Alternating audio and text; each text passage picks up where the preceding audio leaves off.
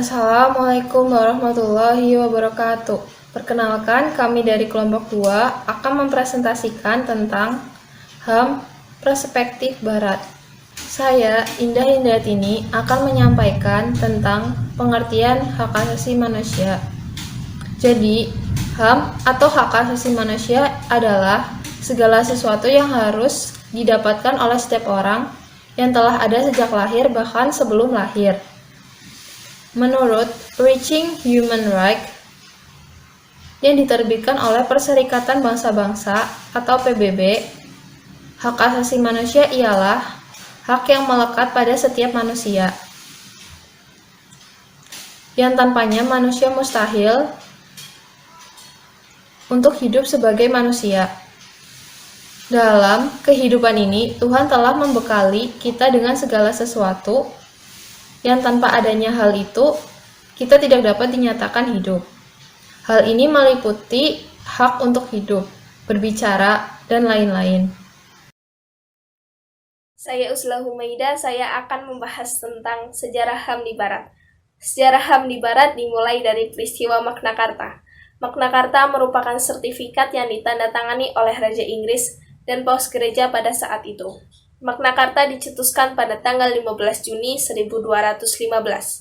Magna Carta yang prinsip dasarnya membuat tentang pembatasan kekuasaan raja dan hak asasi manusia lebih tinggi daripada kedaulatan raja.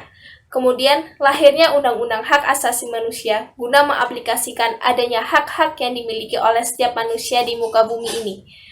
Sangat perlu untuk diadakannya persamaan kedudukan di hadapan hukum. Hal ini mulai terpikirkan setelah 4 abad terjadinya Magna Carta, yaitu pada tahun 1689. Lahirlah undang-undang resmi yang membahas tentang hak asasi manusia di Inggris, dan sejak itulah muncul istilah equality before the law, kesetaraan manusia di muka hukum. Kemudian, deklarasi Prancis, penangkapan dan penahanan secara semena-mena, akhirnya mendapatkan perhatian khusus pada masa itu. Sehingga pada tahun 1789, lahirlah deklarasi Prancis yang membuat tentang aturan hukum, di mana di dalam aturan tersebut menjamin kebebasan manusia dalam proses hukum. Baiklah, di sini saya akan melanjutkan hasil dari diskusi kami mengenai keadaan HAM yang ada di Barat saat ini. Keadaan HAM yang ada di Barat saat ini tidak dapat dipungkiri bahwa dunia Baratlah yang sudah dengan resmi mempelopori adanya undang-undang yang mengatur hak asasi manusia yang secara resmi dan sah.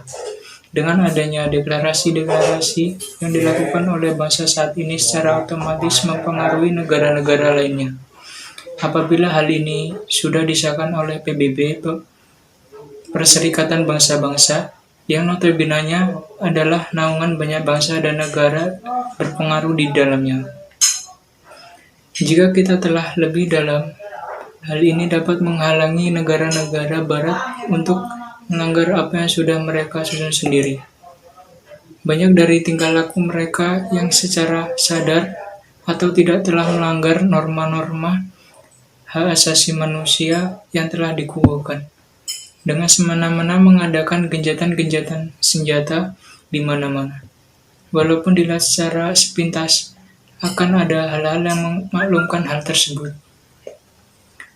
Telah dengan lebih dalam akan mengetahui sebab dan akibat terjadinya genjatan-genjatan senjata yang dapat mengakibatkan skandal-skandal orang yang melakukan semua pemboikotan HAM yang ada, sehingga orang di luar sana yang tidak begitu paham mengenai hak asasi manusia akan diam saja tanpa adanya pemikiran tentang pelanggaran hak asasi manusia.